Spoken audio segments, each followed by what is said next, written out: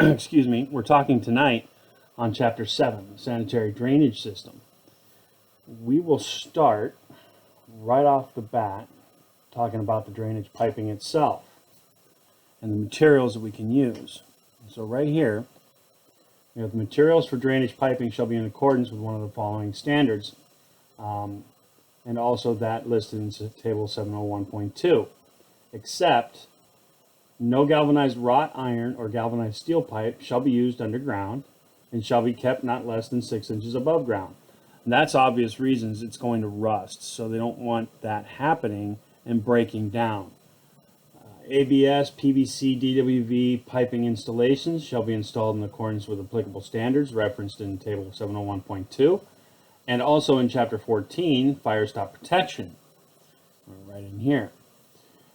Except for individual single-family dwelling units, materials exposed within ducts or plenums shall have a flame spread index of not more than 25 and a smoke developed index of not more than 50. What they're talking about is essentially fire protection systems and how you're going to be able to protect ABS and PVC piping from actually bursting into flames.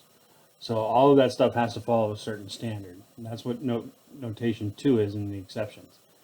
Number 3, no vitrified clay pipe or fittings shall be used above ground or were pressurized by a pump or ejector. They shall be kept not less than 12 inches below ground. So now we're talking about clay pipe having to be below ground, at least 12 inches. Number 4 is copper or copper alloy tube or for drainage and vent piping shall have a weight of not less than that of copper DWV, which is the thinnest type of copper you can get, and the color banding on that is yellow. Stainless steel 304 pipe and fittings shall not be installed underground and shall be kept not less than 6 inches above ground. So here we have stainless steel, but it's stainless steel type 304.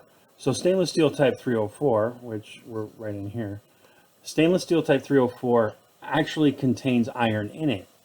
And it does have a propensity to actually rust and deteriorate. The stainless steel that everybody is used to is like 316. It's a different chemical makeup. Number 6, cast iron soil pipe and fittings and the stainless steel couplings used to join these products shall be listed and tested in accordance with standards referenced in Table 701.2.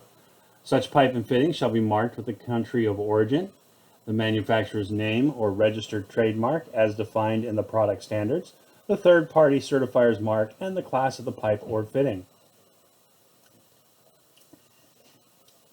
701.3, excuse me, drainage fittings.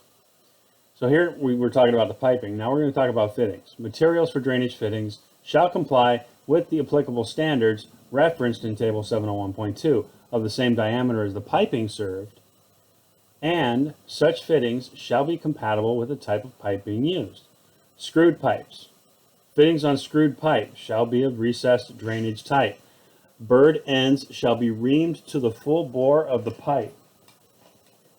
What they're talking about as far as the recessed drainage type threads, break out the little paper here, and so you have a couple of different types of threads. Electricians, they love to use straight threads. So here they have their conduit and their threads are straight across. It doesn't taper. So they can thread in their conduit couplings and then unthread them, and it's not tightening as it goes. But regular pipe threads are tapered. And I'm going to go to an extreme here. They're tapered so that when you tighten in and you start screwing in, it tightens up and it starts to tighten to the point where nothing will come through and penetrate. And that's why NPT, nominal pipe thread, this is what we use on our threading dies. And it's again, it's tapered to the point where as you come in, it gets thicker and thicker and thicker, and it tightens up. So that's what they were talking about there. And now we're down here to the 701.3.2. The threads of drainage fittings shall be tapped to allow 1/4 of an inch per foot grade. So now we're looking at these drainage fittings. They're actually tapped to allow and provide you with 1/4 of an inch per foot grade. 70133, fittings used for drainage shall be of the drainage type, have a smooth interior waterway, and be constructed to allow your 1/4 of an inch per foot grade. The continuous waste and fixture tailpieces shall be constructed from the material specified in section 701.2, and we'll get to that. Well, we already talked about that part, excuse me, but what we'll get to is the table for 701.2. It's on the next page. Specified in section 701.2 for the drainage piping, provided, however, that such connections, where exposed or accessible, shall be permitted to be of seamless drawn brass, not less than number 20 B and S gauge. One of the questions I got once before was, what is exactly B and S gauge, and why is it a unit of measure? And I kid you not, I'm going to have it slightly wrong, but this is essentially what B&S stands for. And again, I'll probably have the names mistaken, but the crux of it is a guy named Bob and a guy named Steve came up with a gauge determination of thickness. So they named it after themselves, B&S gauge. Look it up. I'm sure it's not Bob and Steve, but that's what it is. It's the two names of the individuals that developed the gauge thickness, the method of measuring thickness. 701.5, lead. Sheet lead shall comply with the following. For safe pans, not less than 4 pounds per square foot. For flashings or vent terminals, not less than 3 pounds per square foot. And lead bends and lead traps shall be not less than 1/8 of an inch in wall thickness. A lot of people will sit there and say, well, where the heck are you going to find a lead bend and a lead trap? They still exist. They're still out there. I haven't seen one actually installed, oh gosh, for at least 15 years, and that was an old building that was being demolished. So 701.6, caulking ferrules. A caulking ferrule shall be manufactured from copper or copper alloy and shall be in accordance with table 701.6. And we'll get to table 701.6 here in a second. A soldering bushing shall be of copper or copper alloy and shall be in accordance with table 701.7. So here you have your caulking ferrule and your soldering bushings. And these are utilized rarely anymore in waste connections. And again, like I said, rarely anymore, especially here in California. So 702.0, fixture unit equivalents. Trap size. The unit equivalent of plumbing fixtures shown in table 702.1 shall be based on the size of the trap required, and the unit equivalent of fixtures and devices not shown in table 702.1 shall be based on the size of the trap or the trap arm. Maximum drainage fixture units for a fixture trap and trap arm loadings for sizes up to 4 inches shall be in accordance with table 702.21. When we get to these two tables on the following page, you'll understand exactly what this means, and I'll go ahead and get into a little more detail when we get to these tables. It's just easier to explain. 702.2, intermittent flow. Drainage fixture units for intermittent flow into the drainage system shall be computed on, here, let's read this first, and then we'll go back to these other two pages. Shall be computed on the rated discharge capacity in gallons per minute. So now we have an intermittent flow, and we're going to rate that on the discharge capacity in gallons per minute. Intermittent flow means it's not continuously flowing, it's just every once in a while. And then you have the continuous flow. So for a continuous flow into a drainage system, such as from a pump, a sump ejector, air conditioning equipment, or similar device, 2 fixture units shall be equal to each gallon per minute of flow. Okay? So before we go back a page to talk about the other two tables, let's go ahead and talk about this because it's fresh in our minds.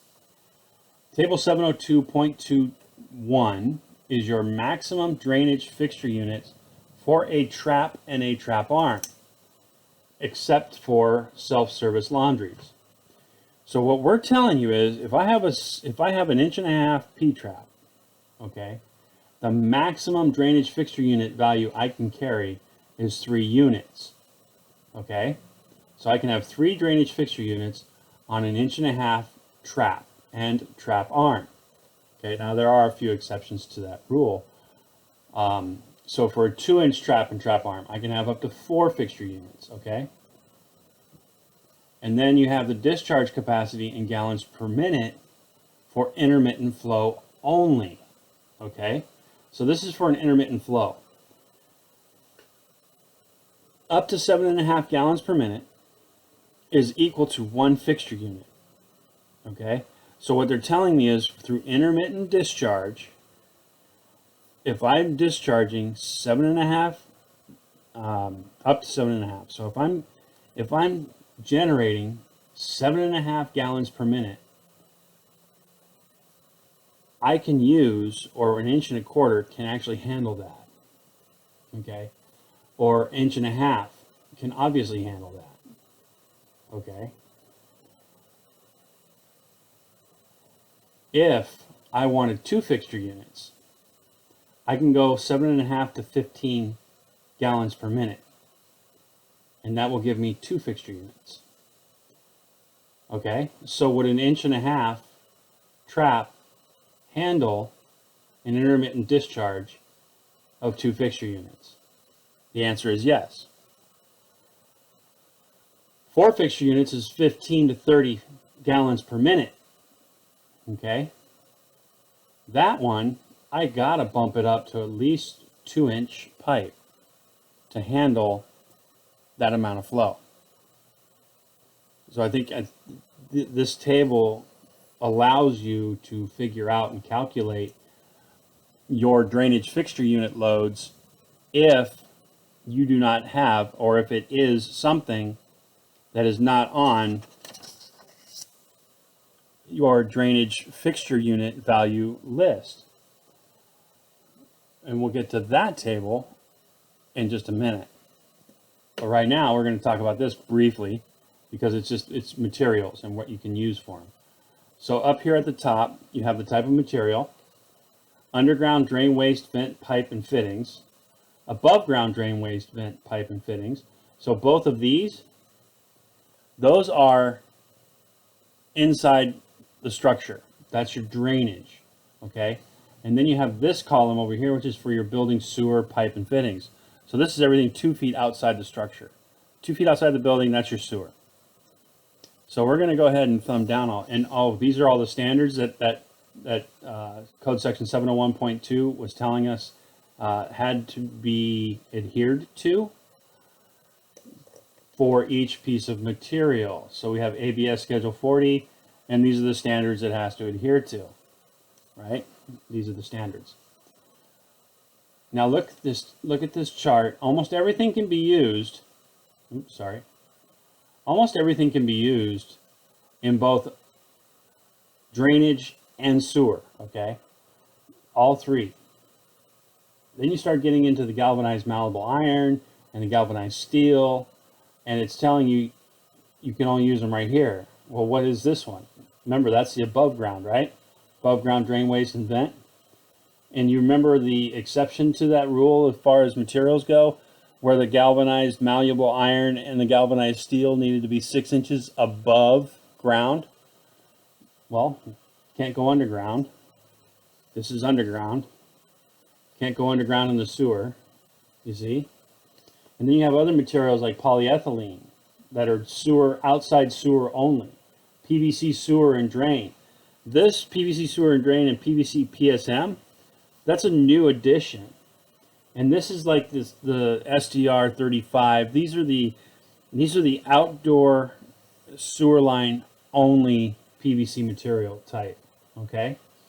And then you have stainless steel 304, which is above ground only, right? Remember I told you stainless steel 316? It's a different type of stainless steel. It's a more pure stainless steel, no iron in it. And you can use it above ground, underground, doesn't matter where. And then vitrified clay, outside, sewer only. So that's your material. Sorry for throwing my hand in there like that. Now we're going to get to this. This is table 702.1. We are going to briefly cover this because you're going to cover it again in the next video when we go over sizing. This is one of the main tables that we use for sizing our system. As you can see, the listing goes from bathtub, bidet, clothes washer, dishwasher, food waste disposal, floor drains, showers. But look at the fixture unit value, okay? Remember when we were doing water, the fixture unit value for a bathtub was 4. The fixture unit value for a bathtub now on the drainage system is 2. That goes back to the volume. And 2 fixture units can handle how many gallons? That goes back over to here. And 2 fixture units is 7.5 to 15 gallons per minute, which is roughly a bathtub, right? And that's how you get your fixture unit equivalents. Okay? And sheer volume. Back over to here. And we're going to, like I said, we will talk about this table in depth in the next video, because really it's this table and table 703.2. The key, and I will say this now to prep you, the key to sizing a waste and vent system is obviously capturing these fixture unit values, but also reading these notes. Anytime you see a footnote, right, and that's a footnote that's footnote 2, you have to provide 2-inch minimum drain for footnote number 2. So every urinal has to have at least a 2-inch drain. Even though the urinal is only 2 fixture units, an 1.5 inch can be handled, 1.5 inch trap can handle 2 fixture units. The urinal, they want you to have mandatory 2-inch drain. And that's not the only one. There's a few other ones too. But we'll get into sizing, and we'll get into all those notes after in the other video. Okay? Okay. All right. So, back over here. Like I said, section 703, that's how to size a system. Check out how much information you have right here on how to size a draining system. It's 3 simple code sections. So, and one of them even tells you it's an alternate method. So really our whole sizing parameter goes right into here. And really that's it. So I'd love to say I promise that it's going to be easier than the water sizing. It probably will be, because it is straightforward. There's no pressures, there's no elevations. It's just what's in the pipe, you know. Okay, 704, fixture connections for drainage, inlet fittings. Drainage piping shall be provided with approved inlet fittings for fixture connections, correctly located according to the size and type of fixture proposed to be connected. Single vertical drainage piping. 2 fixtures set back to back or side by side within the distance allowed between a trap and its vent shall be permitted to be served by a single vertical drainage pipe, provided that each fixture wastes separately into an approved double fixture fitting having inlet openings at the same level. Commercial sinks. Pot sinks, scullery sinks, dishwashing sinks, silverware sinks, and other similar fixtures shall be connected directly to the drainage system. A floor drain shall be provided adjacent to the fixture, and the fixture shall be connected on the sewer side of the floor drain trap, provided that no other drainage line is connected between the floor drain waste connection and the fixture drain. The fixture and floor drain shall be trapped and vented in accordance with this code.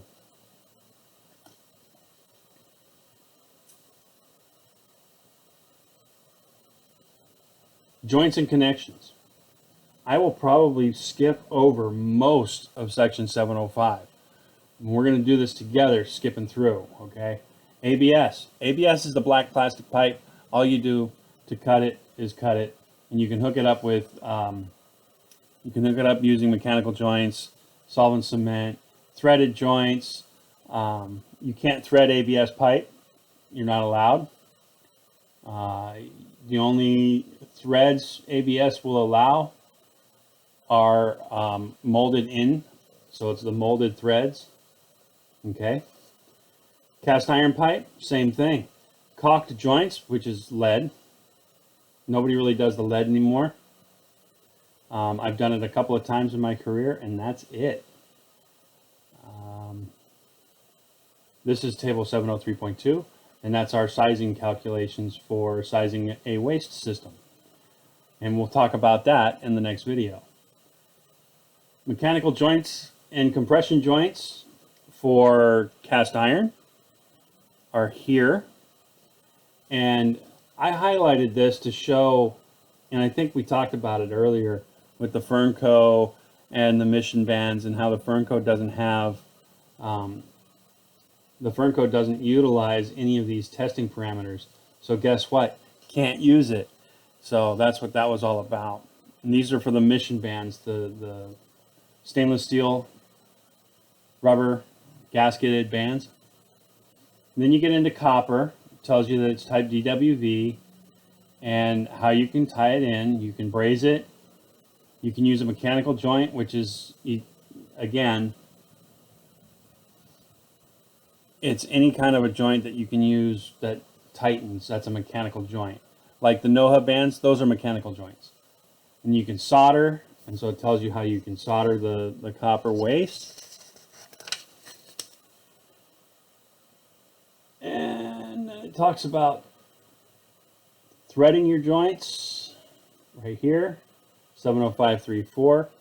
Galvanized steel tells you how to do it, thread it, and all that other stuff. PE sewer pipe right here. PE sewer pipe, that's all going to be done by heat fusion and butt fusion. And this, again, this is all added. See the black line right here? That's all added into this system, or into, excuse me, it's added into the code because they just approved use of polyethylene piping for waste systems. Then you have PVC, same thing as ABS. You can glue it, you can use mechanical joints, okay? And it tells you can't thread PVC. I don't know if you've ever tried, but you can't put PVC pipe in a pipe threader and expect it to come out with good threads. It doesn't work. I tried it as an experiment to see how it would come out, and it doesn't come out. The only threaded pipe you can use in PVC are the ones that are manufactured as such. Okay? And then it talks about stainless steel pipe. And then vitrified clay. So essentially everything that was in this table, 701.2, everything that was in table 701.2 was mentioned on how you can tie it in. Okay. Now you go to 705.9, which is special joints. Slip joints. In a fixture, drain, and trap, a slip joint or approved material shall be permitted to be used in accordance with their approvals. And the expansion joint. And we talked about slip joints in chapter 3, I believe. Expansion joints shall be accessible except where in vent piping or drainage stacks, and shall be permitted to be used where necessary to provide for expansion and contraction of the pipes. Ground joint, flared or ferrule connections. So this is what we were talking about earlier. Copper or copper alloy ground joint, flared or ferrule type connections that allow adjustment of the tubing but provide a rigid joint where it's made up shall not be considered as a slip joint. And then a transition joint, which is a solvent cement transition joint between ABS and PVC. You got to use a specific type of solvent. And that particular solvent, I believe, is kind of a nasty looking green. Because even though ABS is a plastic and PVC is a plastic, ABS is acrylonitrile butadiene styrene and PVC is polyvinyl chloride, the chemical makeup is different, so the melting parameters of both of those plastics are different, so you can't use the same glue for ABS as you would for PVC. But they did come up with a chemical one to where you could actually combine the two and it'll melt both of them uniformly. Section 705.10 are the joints between various materials. And these joints between the various materials shall be installed in accordance with the manufacturer's installation instructions and with anything between 705.10.1 and 705.10.4.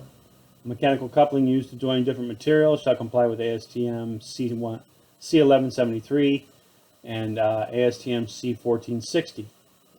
So copper to cast iron. Now we're going to go from a copper waste pipe to cast iron. This is what we have to do. Joints from copper to copper, joints from copper or copper alloy to cast iron shall be made with a listed compression type joint or copper alloy ferrule. The copper or copper alloy pipe or tubing shall be soldered or brazed to the ferrule, and then the ferrule shall be joined to the cast iron hub by a compression or caulked joint. And so what they're doing is when they're going through this, they're taking this copper and they're hooking it into a copper alloy ferrule. The copper alloy, which is brass, is a mixture between iron and copper. And you want that differentiation between the copper and the cast iron because then that's the neutral ground and electrolysis won't occur. Because when electrolysis occurs, it creates a breakdown in the metal because it's a chemical reaction between the two metals. Copper to threaded pipe. So you have to use a copper alloy adapter or dielectric fitting to get to threaded pipe. And by what they mean by threaded pipe, they're talking the galvanized pipe and that kind of stuff, you know, the steel pipe, not cast iron pipe, but the actual steel threaded pipe. And then we have plastic pipe to other materials. So whenever you connect plastic pipe to any other material, approved listed adapter transition fittings and listed for the specific transition intended shall be used. You can get mission bands or the cast iron NOHA bands that are specifically designed to accommodate certain materials. I can use the same band, say like 2-inch ABS to 2-inch copper. On one side, the thickness of that rubber gasket is relatively thick to accommodate that 2-inch copper outside diameter. The outside diameter of 2-inch copper is 2 1/8 inches. The outside diameter of 2-inch cast iron is 2 3/8 inches. So one side on the outside diameter of it is 1/4 of an inch larger than the other outside diameter. So you need to make that accommodation. And they make bands that do that. And then you have the stainless steel to other materials, and they talk about the same thing, utilizing an approved compression type joint. Changes in direction. The changes in direction of drainage piping shall be made by the appropriate use of an approved fitting and shall be of the angles presented by a 1/16 bend, a 1/8 bend, or a 1/6 bend, or other approved fittings of equivalent sweep. Quick recap on what a 16th bend is and why it's called a 16th. A 16th bend is called a 16th bend because it takes 16 of these things to actually make a full circle. Okay? So actually it would probably be a little less, something like that, because two of those together will give you the 45. And then another one, and then another one, and that gives you your 90. So that's 1, 2, 3, 4.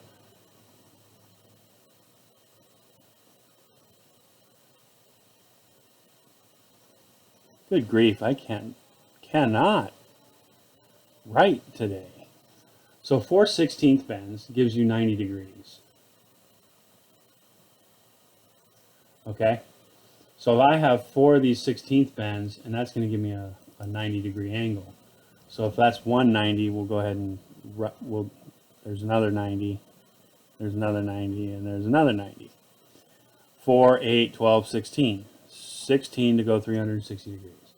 An 8th bend, same thing. It's going to take 8 to make a full circle.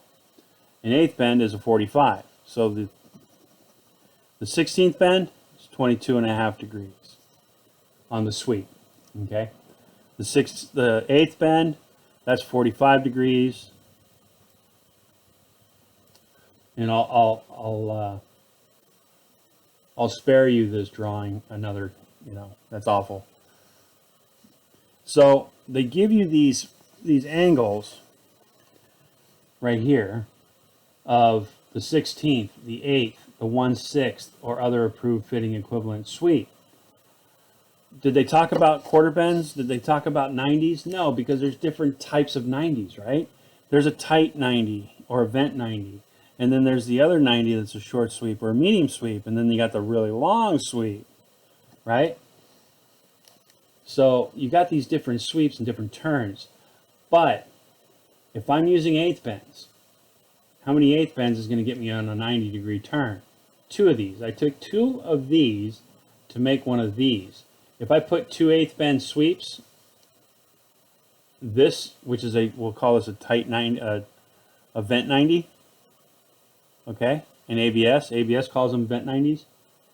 So, you have this 90 that's pretty much tight like that. That's a vent 90. And then an ABS short sweep or long turn radius, it looks a little different because the radius, see, this radius is tight. This is a tight radius. This radius, when you come to this side over to here, it's a much wider radius. Okay? This can be used for drainage. Poop can go through here. Well, solids. I was telling you 2-inch, right? But solids and waste can go through this. Can waste go through this? Solids? It's too tight. Doesn't work. So you have to go off of the turning radius of all of these different types of fittings. Probably spent a little too much time on that, but I wanted to make sure you understood why we have to utilize the specific types of sweeps. Horizontal and vertical. So I have a horizontal drain line connecting with a vertical stack. It's got to enter through a 45 degree Y branch, 60 degree Y branch, combination Y and 8th bend, sanitary T or sanitary tap T branch, or other approved fitting of equivalent sweep. No fitting having more than one inlet at the same level shall be used unless such fitting is constructed so that the discharge from one inlet cannot readily enter any other inlet.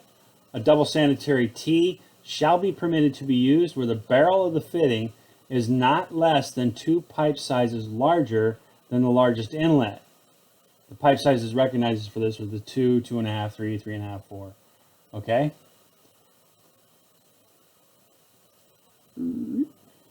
Change that right there. I get a little more level to read here. So the crux of this one is you're running a horizontal line. So you got a drain line that's coming across horizontally. And then you're going to tie into a vertical. I can hook it up through a 45-degree Y branch. I can do 60-degree Y branch, which you're not going to find.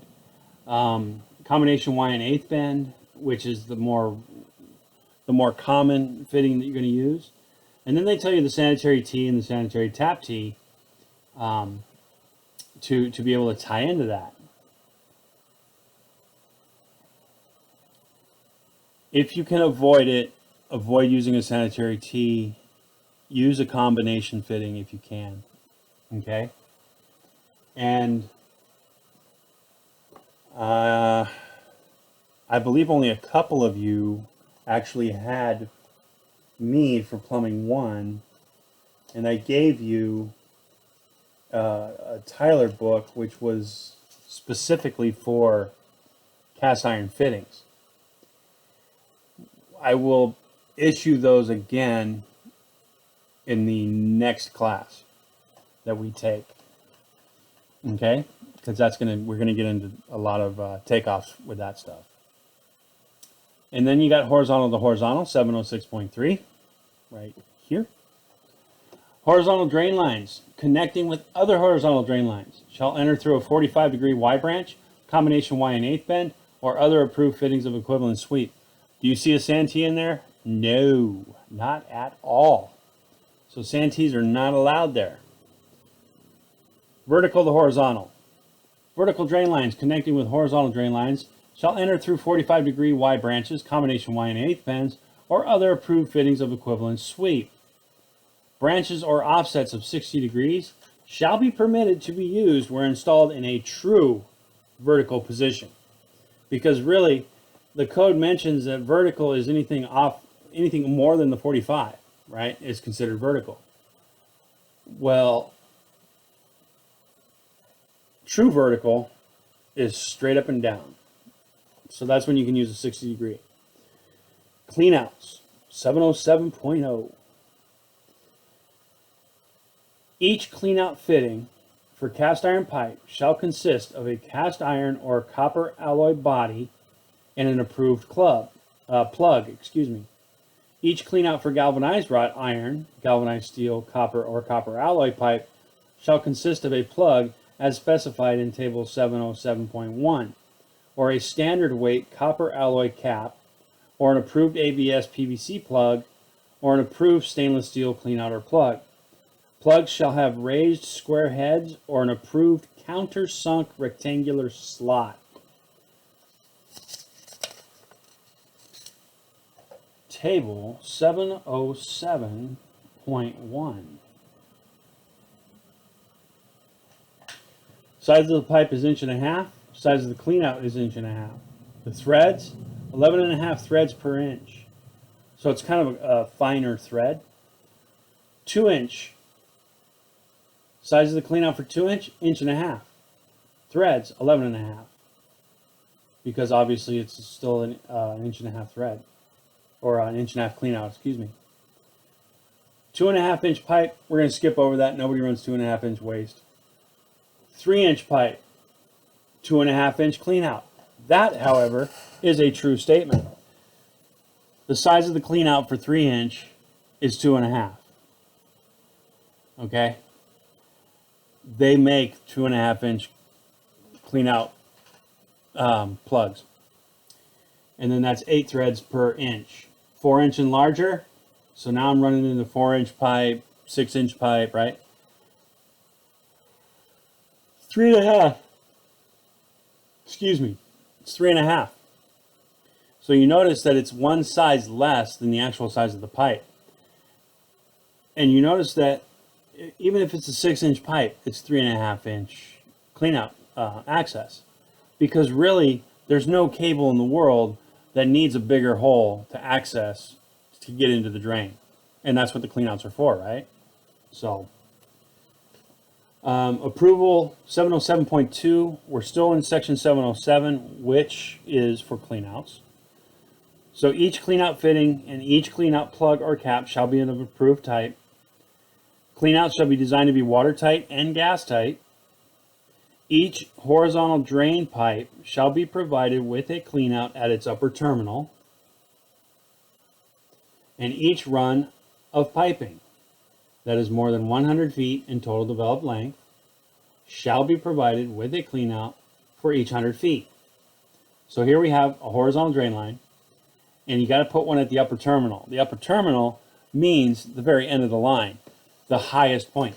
Like, the upper terminal is that point in the system that's the furthest away from the city sewer.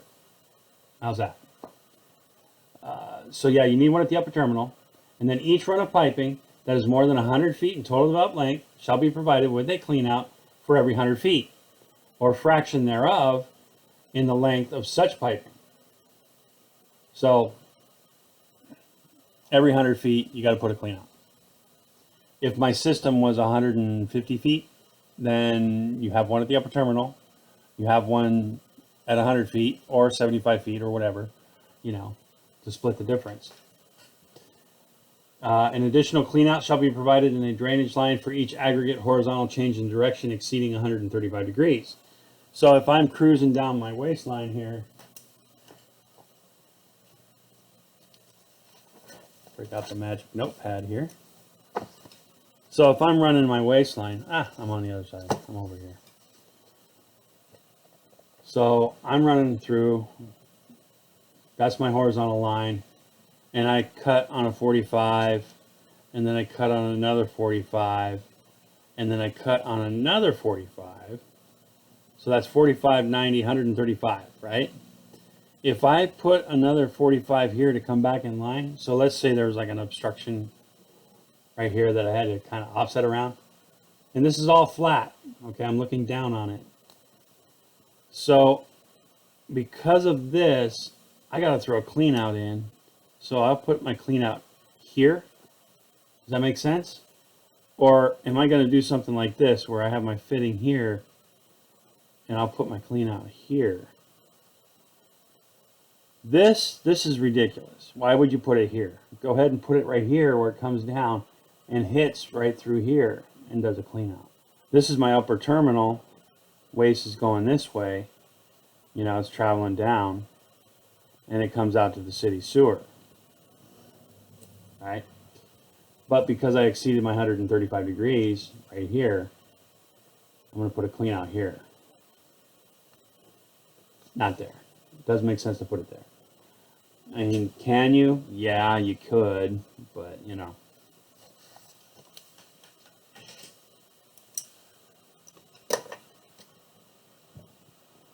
So every 100, if it exceeds 135 degrees, and then you have right here, the cleanout shall be installed above the fixture connection fitting, serving each urinal, regardless of the location of the urinal in the building. I'm going to highlight that. This will be the first one that I highlighted during this lecture. It's very important that this be adhered to. And I'm going to restate it again. A cleanout shall be installed above the fixture connection fitting, serving each urinal, regardless of the location of the urinal in the building. It doesn't matter where the urinal is. Each urinal has to have a cleanout.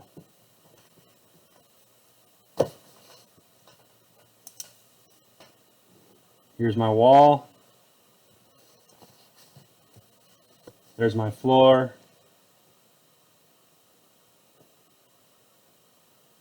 There's my urinal. My fixture connection is here. Okay? The urinal has its own trap on the inside. So this part right here, it's already trapped. It's inside the urinal itself. Okay? And here, let's just do this. So there's your little flushometer device and all that good stuff. So this is my fixture connection here. And that's going to come in, that's a spud on the wall. And that's a tapped Santee. The size of this is going to be what? Minimum size requirement. 2-inch. Remember we talked about that, right? So the urinals are minimum 2-inch regardless, okay? And so you have that coming up, and this is your vent, and this coming down, that's your waste. So this is your waste, and this is the vent. Where does the vent begin? Technically it starts 6 inches above here where it comes in, where the vacuum breaker is, and that's way up here. Okay, you would think this would be your flood level rim. Not technically. This is not your flood level rim. It's up here. Aspiration occurs, or can occur, where water, believe it or not, waste, dirty, nasty water can actually wick up into here. And actually it can happen. Okay, so somewhere above this point, this is my fixture connection, I have to put a clean out. This bad boy has to come out, and I got to put a clean out right here. Right? Got to put a clean out here. CO for clean out. Got to put it in.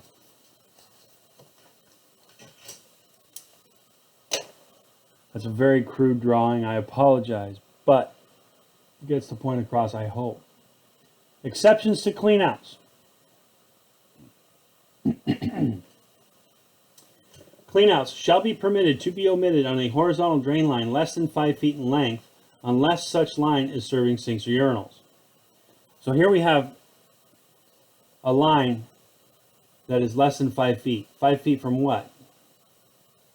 Right? It's 5 feet from the main. Because the main line, remember, the upper terminal of a main has the cleanout, right? This is within that 5 feet. So you don't need a clean out if that little branch line is like 5 feet long. Cleanouts shall be permitted to be omitted on a horizontal drain pipe installed on a slope of 72 degrees or less from the vertical, which means it's essentially a vertical line. Number 3, excepting the building drain, its horizontal branches, and urinals, a cleanout shall not be required on a pipe or piping that is above the floor level of the lowest floor of the building. So on the 3rd floor, do I need cleanouts? No, except where? Except urinals. Okay? Number 4, an approved type of two-way cleanout fitting installed inside the building wall near the connection between the building drain and the building sewer, or installed outside of a building at the lower end of a building drain and extended to grade, shall be permitted to be substituted for an upper terminal cleanout. So here, up until this point, we were talking about the upper terminal and how you needed one at the end of the line. Well, this one, it's a two-way cleanout. So we have a house. So we have a house. And we have a waste line where it's coming out. Okay? As this waste line's coming out, this is my upper terminal, so I put a clean out right here. But what if I didn't really want to put a clean out the back of the house, right? I could put a clean out here, and I could put a clean out here.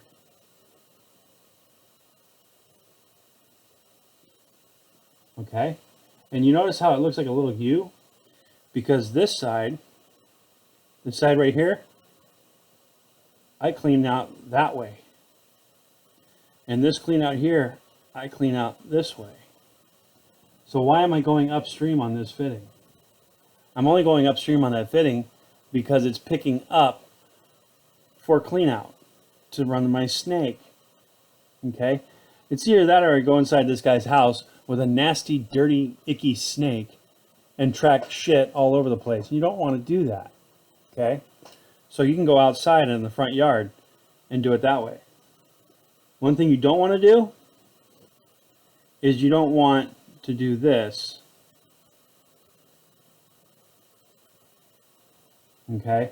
When you do this and you run this one back this way and then this one back that way, what if my clog is right in there? How am I going to clean it? You're not going to clean it You can't clean it. There's no way to get to it. That's why a two-way clean out looks like that.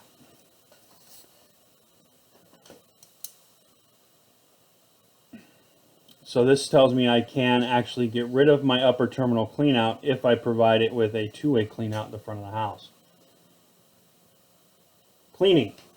Each cleanout shall be installed so that it opens to allow cleaning in the direction of flow of soil pipe or waste or at right angles thereto, except in the case of a Y branch and end of line cleanout. Those shall be installed vertically above the flow line of the pipe. Extensions. So each cleanout extension shall be considered as drainage piping, and each 90-degree cleanout extension shall be extended from a Y-type fitting or other approved fitting of equivalent sweep. What they're talking about, again, back to the crude drawings of Benjamin Gorham.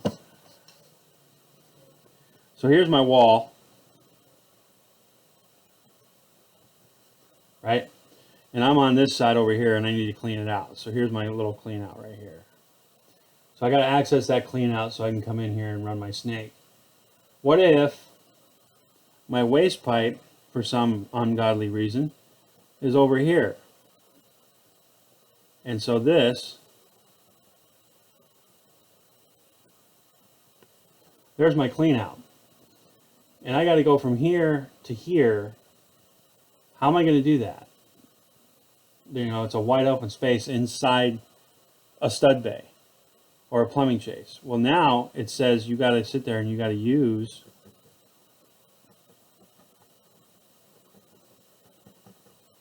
an approved type of waste fitting and extend that out at 1/4 of an inch per foot fall. Treat it just like it's a waste line before you get to this point. That's all that means for the extension. Interceptors. Each cleanout for an interceptor shall be outside of the interceptor. Access. Each cleanout, unless installed under an approved cover plate, shall be above grade, readily accessible, and so located as to serve the purpose for which it is intended. Cleanouts located under cover plates shall be so installed as to provide the clearances and accessibility required by this section. They even tell us exactly how much room we need as plumbers to get access to these cleanouts. Each cleanout in piping 2 inches or less in size shall be so installed that there is a clearance of not less than 18 by 18 in front of the cleanout. Cleanouts in piping exceeding 2 inches shall have a clearance of not less than 24 by 24 in front of the cleanout. Cleanouts in underfloor piping shall be extended to or above the finished floor, or shall be extended outside the building where there is less than 18 inches of vertical overall, allowing for obstructions such as ducts, beams, and piping, and 30 inches horizontal clearance from the means of access to such cleanout. No underfloor cleanout shall be located exceeding 5 feet from an access door, so we don't have to crawl back more than 5 feet just to get to the cleanout, which is mighty nice of them to put in the code, because I don't know about you, but I don't like dragging a snake, you know, a drain cleaning snake, cable, whatever you want to call it, underneath a house 20 feet. That sucks. Fittings. Cleanout fittings shall be not less in size than those given in Table 707.1. Cleanouts shall be provided for pressure drainage systems as classified under Section 710.7, and we'll get to that. Countersunk cleanout plugs shall be installed where raised heads cause a hazard. Hubless blind plugs. Where a hubless blind plug is used for a required cleanout, the complete coupling and plug shall be accessible for removal or replacement. And again, that's pretty much just like a plug that you use a no-hub band for, and you have to remove the no-hub band to get to the plug. Cleanouts for trap arms shall be installed in accordance with Section 1002.3. Grade of horizontal drainage piping. Horizontal drain pipes shall be run in practical alignment in a uniform slope of not less than 1/4 of an inch per foot, or 2%, towards the point of disposal. provided that, where it is impractical due to the depth of the street sewer, to the structural features, or to the arrangement of a building or structure to obtain a slope of 1/4 inch per foot, such pipe or piping 4 inches or larger in diameter shall be permitted to have a slope of not less than 1/8 of an inch per foot, or 1% where first approved by the authority having jurisdiction. So if I have 3-inch pipe, mandatory 1/4 inch per foot, 4-inch. If I can't make a 1/4 of an inch per foot fall, I can utilize 1/8 of an inch. Okay. Gravity drains are required. So where practicable, plumbing fixtures shall be drained to the public sewer or private sewage disposal system by gravity. Now we're getting into the drainage of fixtures located below the next upstream manhole or below the main sewer level. Backflow protection. Fixtures installed on a floor level that is lower than the next upstream manhole cover of the public or private sewer shall be protected from backflow utilizing or installing an approved type of backwater valve. This is the drawing that I did at the beginning of this chapter, okay, the backwater valve. Fixtures on such floor levels that are not below the next upstream manhole cover shall not be required to be protected by a backwater valve. So anything that's below the manhole cover has to be in the backwater valve. Everything else can be above that backwater valve. It does not have to be part of that backwater valve. Fixtures on the floor levels above such elevations shall not discharge through the backwater valve. Cleanouts for drains that pass through a backwater valve shall be clearly identified with a permanent label stating backwater valve downstream. Hugely important, because a backwater valve is nothing more than a check valve. Okay? It sits there and it has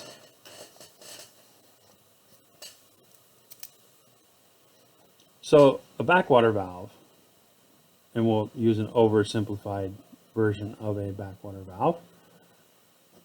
Okay, so this backwater valve, the waste is coming this way, right? There's a flap that's inside this thing that opens as the waste comes through. This will actually shut down and close down here and run straight through. And it will come right back up when there's no flow. And if there's ever anything coming back from like the city main, like if anything comes back this way, it's going to close this backwater valve off and prevent it from going into the house. It's a check valve for the sewer system. Sewage discharge. So yeah, I'm sorry. So yeah, you kind of want to make sure you don't run a snake through a clean out upstream of a backwater valve. Because yeah, the snake and the cable will go through, right?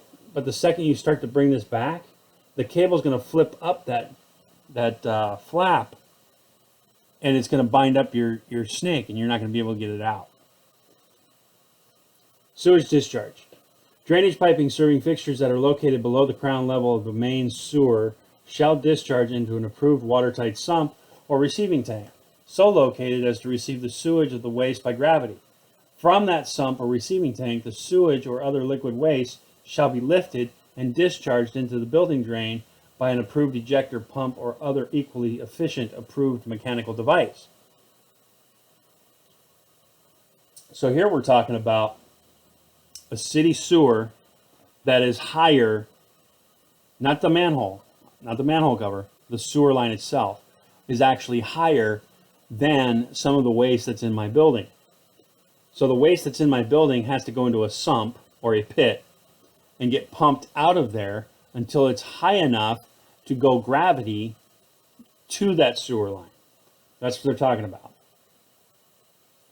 And then they talk about the sewage ejector and the pump. So a sewage ejector or sewage pump receiving the discharge of water closets or urinals shall have a discharge capacity of not less than 20 gallons per minute. In a single dwelling unit, the ejector or pump shall be capable of passing an 1.5 inch diameter solid ball, and the discharge piping of each ejector or pump shall have a backwater valve and gate valve. and be not less than 2 inches in diameter. So the discharge piping has to have a backwater valve or check valve and a gate valve. And it needs to be at least 2 inches in diameter. In other than single dwelling units, the ejector pump shall be capable of passing a 2-inch diameter solid ball, and the discharge piping or pump shall have a backwater valve, gate valve, and be not less than 3 inches in diameter. The discharge line. The discharge line from such ejector, pump, or other mechanical device shall be of an approved pressure-rated material and be provided with an accessible backwater or swing check valve and gate or ball valve. Where the gravity drainage line to which such discharge line connects is horizontal, the method of connection shall be from the top through a Y-branch fitting. The gate or ball valve shall be located on the discharge side of the backwater or check valve. Okay? So now we are running into a discharge pipe situation. Pump.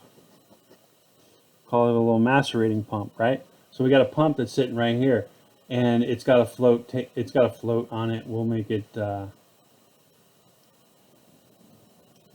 We'll make it to where it's got the type of float mechanism that you see in the toilets, you know, where it comes up. And then you have the discharge pipe, which comes out here and goes up, right? So on this discharge, we are going to put in a check valve.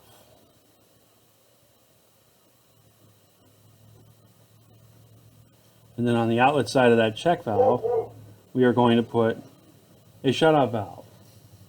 Right? It's on the discharge side of the check valve. And then, let's say my horizontal line's over here.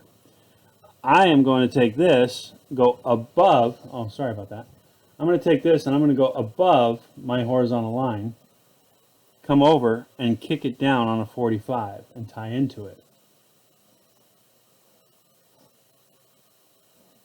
Okay? This prevents any of this going back down into here. The shutoff valve allows me to shut off all the waste that's coming down here so I can service this check valve. And then subsequently service the pump as well. Okay? So that's why they want you to do the layout on your system that way.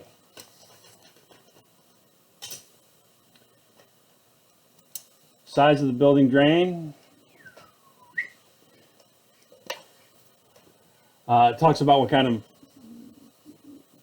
of material you're going to use for those valves and working parts. Size of the building drain and sewer.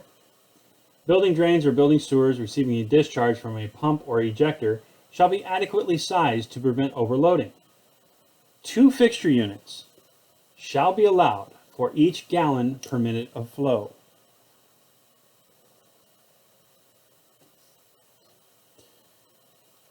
We'll touch on that when we do sizing. But essentially, you have in this setup, right here, discharge capacity on a pump, 20 gallons per minute. 2 fixture units shall be allowed for every gallon per minute. So how many fixture units is your standard sewage ejector pump? 20 gallons per minute times 2, 40 fixture units. So you have an ejector pump that's dumping 40 fixture units of waste into your sewer system that you need to make allowances for. A backwater valve, gate valve, full weight ball valve, union, motor, compressor, air tank, and other mechanical device required by this section shall be located where they will be accessible for inspection and repair, and unless continuously exposed, shall be enclosed in a masonry pit fitted with an adequately sized removable cover. Sounds basic, right? The backwater valve shall comply to the following standard and have a body of cast iron, plastic, copper alloy, or other approved material. They shall have non-corrosive bearings, seats, and self-aligning discs. and shall be constructed to ensure a positive mechanical seal. Such backwater valves shall remain open during periods of low flow to avoid screening of solids, and shall not restrict the capacity or cause excessive turbulence during peak loads. Unless otherwise listed, valve access covers shall be bolted type with gasket, and each valve shall bear the manufacturer's name cast into the body and the cover. The drainage and venting systems in connection with fixtures, sumps, receiving tanks, and mechanical waste lifting devices shall be installed under the same requirements as provided for in this code for gravity systems. So we're still talking section 710, which is your drainage fixtures and your sewage ejectors and your backwater valves and all the stuff that is not normally gravity fed. Sump and receiving tanks construction. So it tells you how to build the pit. I'm not getting into that. The alarm. Such sumps and receiving tanks shall be automatically discharged, and where in a public use occupancy shall be provided with dual pumps, arranged to function alternately in normal use and independently in case of an overload or mechanical failure. The pumps shall have an audio and visual alarm readily accessible. The lowest inlet, I'm going to skip here for a second. The lowest inlet shall have a clearance of not less than 2 inches from the high water or starting level of the sump. So here it's telling you what you have to do in a public use situation. You're going to have to use 2 pumps. They both have to act independently. One of them runs, it's an alternate deal, right? Lead lag. Both of them will kick on if the water level or waste level gets a little too high in the pit. And usually in a commercial application, the pits are about 9 or 10 feet deep. Sump and receiving tank cover and vent. The sumps and receiving tank shall be provided with substantial cover, having a bolt and gasket type manhole or equivalent opening to permit access for inspection, repair, and cleaning. The top shall be provided with a vent pipe that shall extend separately through the roof, or, where permitted, be combined with other vent pipes.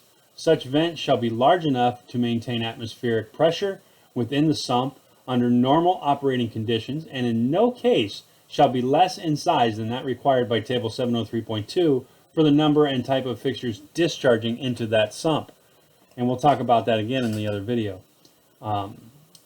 The point is they don't want it getting airlocked where nothing gets pumped out and it creates a negative pressure.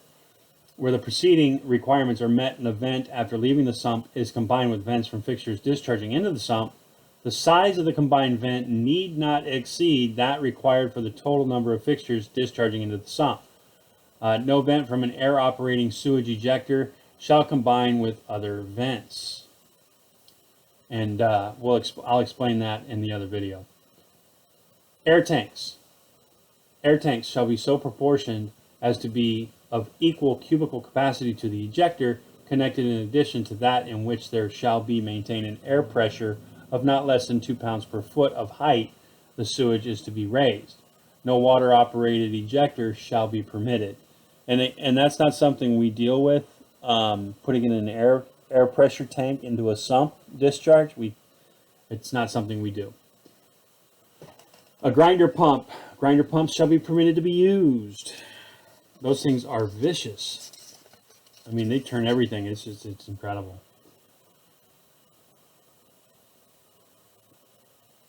The discharge piping shall be sized in accordance with the manufacturer's installation instructions and shall be not less than 1.25 inches in diameter. A check valve and full-way type shutoff valve shall be located on the discharge line. And that's the discharge line of the grinder pump ejector. Oh, sorry, I forgot. Yeah, the grinder pump. That's what they're talking about for the discharge piping. Then you got the macerating toilet system. Fixtures shall be permitted to discharge Fixtures shall be permitted to discharge to a macerating toilet system, or a pumped waste system shall be permitted as an alternate to a sewage pump system where approved by the authority. Such systems shall comply with the following standards and shall be installed in accordance with the manufacturer's installation. So get this, a macerating toilet is a toilet that just grinds everything. I mean, it just takes it and grinds it up into a pulp. It's nothing but slurry, okay? and we're going to talk about how this thing gets discharged. The sump shall be watertight and gas tight.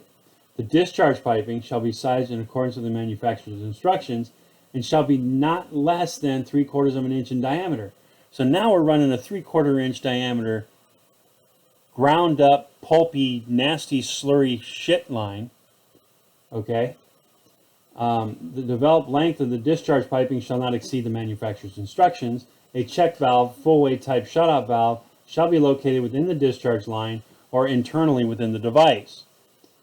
The plumbing fixtures that discharge into the macerating device shall be vented in accordance with the code. The sump shall be vented in accordance with the manufacturer's instructions, and such vent shall be permitted to connect to the fixture venting. Suds relief. Okay, we're done talking about sumps and pumps. Now we're going to talk about suds relief. Drainage connections shall not be made into a drainage piping system within 8 feet of a vertical to horizontal change of direction of a stack containing suds producing fixtures. Bathtubs, laundries, washing machine standpipes, kitchen sinks, dishwashers shall be considered suds producing fixtures.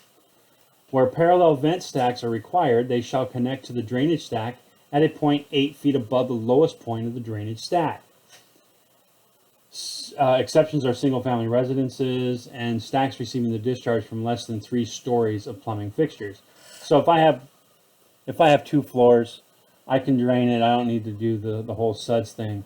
But if I have 3 stories of plumbing fixtures and I'm coming down vertically and I go to a horizontal, I cannot tie into that vertical line, okay? Can't tie into it within the 8 feet, okay?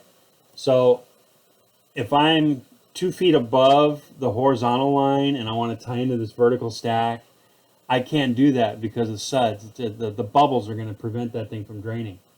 I have to be above the 8 feet, okay? I hope that makes sense. It's all because of the bubbles. Testing. Piping of the plumbing, drainage, and venting system shall be tested with water or air, except the plastic pipe shall not be tested with air. The authority having jurisdiction shall be permitted to require the removal of cleanouts to ascertain whether the pressure has reached all parts of the system.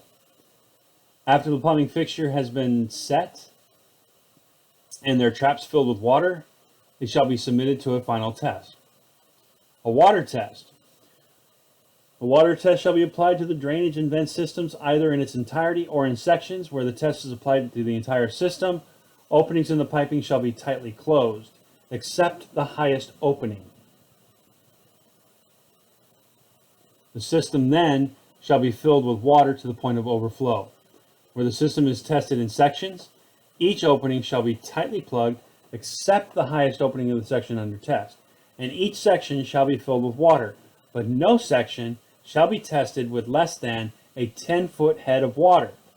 In testing successive sections, not less than the upper 10 feet of the next preceding section shall be tested, so that no joint or pipe in the building, except the upper 10 most feet of the entire system, shall have been submitted to a test of not less than 10-foot head. So in other words, they want that 10 feet of head pressure. Well, what is that 10-foot of head pressure equivalent to? 4.3 pounds of pressure. That's 10 feet of head pressure. The water shall be kept in the system or in the portion under test for not less than 15 minutes before inspection starts. The system shall then be tight at all points. Air test is entirely different. You take the entire system or portion or whatever you're doing and you cap off the entire thing. Okay? Everything gets capped off. And then once you do that, you actually have to have one part that has an air inlet, and you can pump that thing up to a gauge pressure of 5 pounds per square inch. Okay? Then that holds for 15 minutes. One of the only reasons why you do an air test is if it's in a building where a portion of it that's getting tested, say, is over an existing office or something where you don't want any water damage, because you don't want it to fall, leak, get into a computer system, servers, whatever. you use air so that you don't damage in case of a water leak. Now we're going to get into part 2 of chapter 7, and that's building sewers. It's only a couple pages. Hopefully we get done pretty quick. A lot of it is redundant. The building sewer, where it's required, is a building in which plumbing fixtures are installed and premises having drainage piping thereon shall have the connection to a public or private sewer, except in the following following sections here. Private sewage disposal system, where no public sewer intended to serve a lot or premises is available in a thoroughfare or right-of-way abutting such lot or premises, the drainage piping from a building or works shall be connected to an approved private sewage disposal system. Within the limits prescribed by section 713.4, the rearrangement or subdivision into smaller parcels of a lot that abuts and is served by a public sewer shall not be deemed cause to permit the construction of a private sewage disposal system, and plumbing or drainage systems on a smaller parcel or parcels shall connect to the public sewer. So if a public sewer is available, you got to use it, okay? Right there, section 713.4. You have up to 200 feet. So if you're more than 200 feet away from a public sewer, then you don't have to use the public sewer. Okay. Permit. No permit shall be issued for the installation, alteration, or repair of a private sewage disposal system if a public sewer is available. Sorry. Public's there, you got to use it. On every lot or premises hereafter connected to a public sewer, plumbing, or drainage system, or parts thereof, on such lot or premises shall be connected within such or with such public sewer. So they've kind of reiterated several different times that if a public sewer is available, you're using the public sewer. Installation. In cities, counties, or both, where the installation of a building sewer is under the jurisdiction of a department other than the authority, the provisions of this code relating to building sewers need not apply. Exception. Single-family dwellings and buildings or structures accessory thereto, existing and connected to an approved private sewage disposal system prior to the time of connecting the premises to the public sewer, shall be permitted. So in other words, I used to live in the boonies. I had my own private sewage disposal system, and then all of a sudden everybody decided to move closer to me. So this neighborhood built up around me, public sewer came in, yet I still have my own private sewage disposal system, and it's working fine. If it's working fine, and there is no hazard, and there is no nuisance or insanitary condition, then I can continue to use my private sewage disposal system. Damage to public sewer. Okay, this is a long sentence, but I like it. It shall be unlawful for a person to deposit, by means whatsoever, into a plumbing fixture, floor drain, interceptor, sump, receptor, or device which is connected to a drainage system, public sewer, private sewer, septic tank, or cesspool, any ashes, cinders, solids, rags, flammable, poisonous, or explosive liquids or gases, oils, grease, and whatsoever that is capable of causing damage to the public sewer, or private sewage disposal system. Don't dump anything in there that's going to damage the pipe. Prohibited water discharge. No rain, surface, or subsurface water shall be connected to or discharged into a drainage system unless first approved by the authority.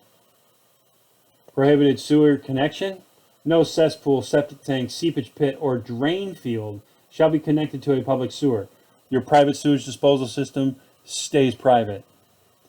Commercial food waste disposer. The authority shall review before approval the installation of a commercial food waste disposer connecting to a private sewage disposal system.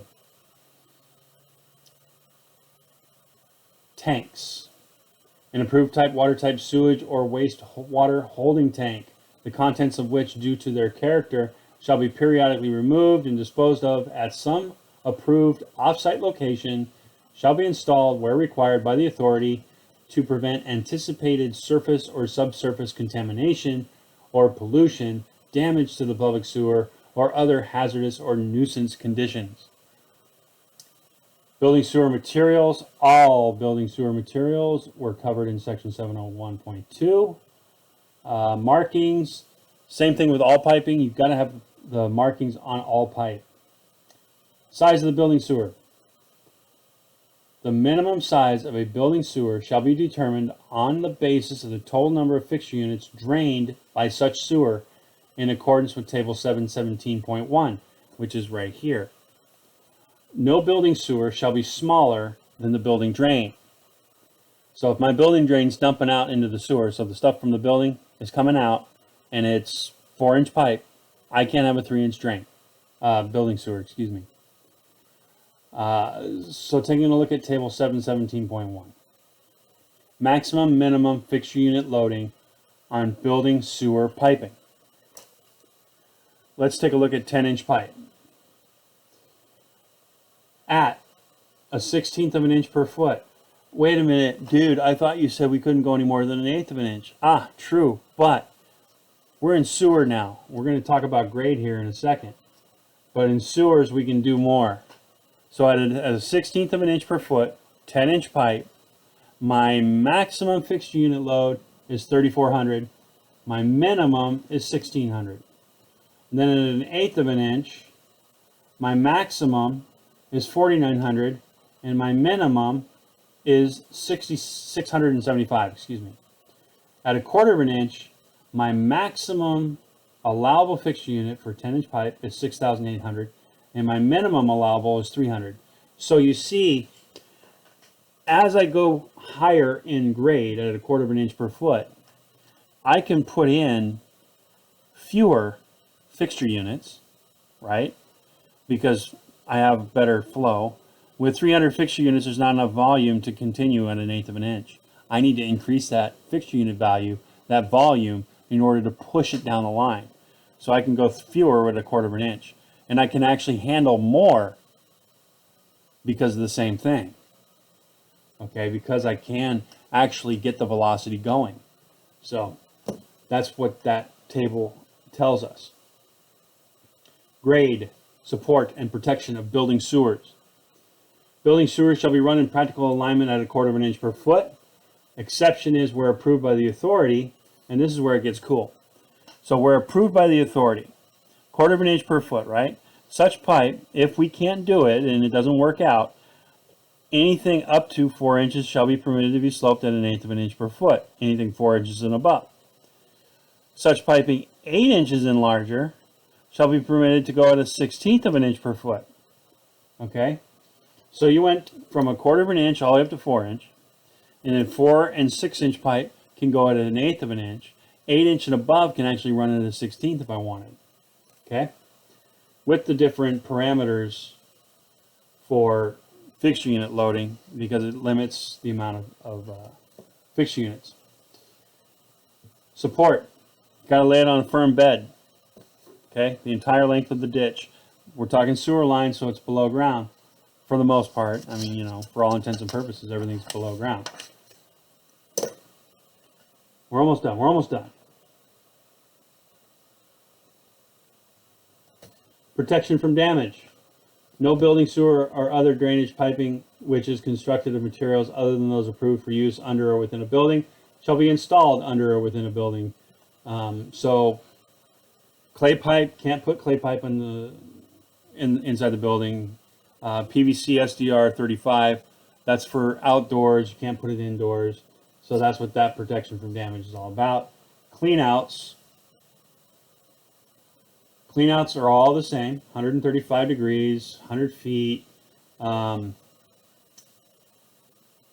additional cleanouts are required where a building, sewer, or branch does not exceed 10 feet in length and is a straight line projection from the building drain that is provided with a cleanout. You don't need the cleanout for the sewer. Building sewer cleanouts shall be extended to grade, and they shall be in accordance with the appropriate sections of cleanouts. So yeah, they come up to grade, and they'll usually have a cleanout box out in the landscape area. Same thing applies to section 707 with most cleanouts. However, access cleanouts installed under concrete or asphalt shall be made accessible by yard boxes. Like I said, they have that box out in the landscaping. And then the manhole. You can put manholes, believe it or not, on a sewer line. It's not the city main, you know. If it's a large enough property, you put manholes in every 300 feet. Okay. Inlet and outlet connection shall be made by the use of a flexible compression joint, not less than 12 inches and exceeding 3 feet from the manhole. No flex compression joint shall be embedded in the manhole base. There's a whole thing on building manholes and what you have to do and the city standards and everything else. Fortunately for us, it's not in this code book, so we don't have to talk about it. But I will refer, if you wish, to the standards if you have question on that, and you can bring that up in the comments if you wish. Sewer and water pipes. We talked about this in chapter 6. The bottom line is, bottom of the water pipe at all points shall be not less than 12 inches above the top of the sewer. The water pipe shall be at least 12 inches from the side of the sewer, and it should be on a separate shelf. So it's the same thing as in chapter 6. It's just worded where it's the sewer line needs to be instead of the water line needs to be. Okay. Location. Except as provided in section 721.2, no building sewer shall be located in a lot other than a lot that it is the side of the building or structure served by such sewer. So if it's your shit, you keep your shit. Let's look at table 721. Minimum horizontal distance required from the building sewer. And we will look at a water well, water supply well, right here, water supply wells, mandatory distance away from a sewer line. 50. Note 3. Note 3 says drainage piping shall clear domestic water supply wells by not less than 50 feet. The distance shall be permitted to be reduced to not less than 25 feet where the drainage piping is constructed of materials approved for use within a building. So if I have something that I'm using within, you know, like cast iron, PVC, ABS is for my sewer line, then I can keep that within 25 feet of my water well. Now, just because the code says I can keep it within 25 feet, it's sewer line, man. Keep it away from your water well if you can. As far away as possible. So these are the notes right here for this table.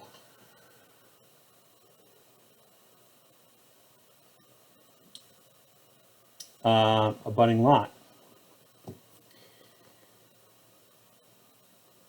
Nothing contained in this code shall be construed to prohibit the use of or all or part of an abutting lot to provide access to connect your building sewer to an unavailable public sewer where proper cause and legal easement, not in violation of other requirements, has been first established to the satisfaction of the authority. So in other words, I can run my waste across somebody else's property if that is the only means of me getting to the public sewer, okay?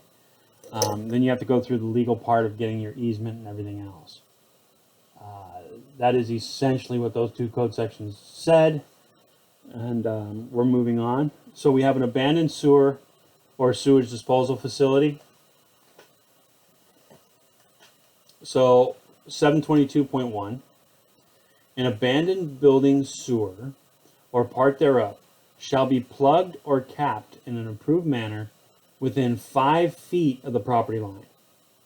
So I have to be within 5 feet of that property line. That's where I cut it and cap it. Okay. If I'm 6 feet, it don't work. I got to be 5 feet of the property line. Cesspool, septic tank, seepage pits, all of that stuff, 722. If it's abandoned, then I have to fill it. I have to fill it with earth, sand, gravel, concrete, or other approved materials. And then in filling it, so the top cover or arch over the cesspool, septic tank, seepage pit shall be removed before filling. And then the filling shall not extend above the top of the vertical portions of the sidewalls. So I got to fill it all the way up to the top. Not above it, just to the top. Okay? And then after the inspection, the pit shall be filled to the level of the top of the ground. So in other words, it gets inspected when you get to the top, and then they say, all right, cool, we know it's filled, go ahead and fill it all the way.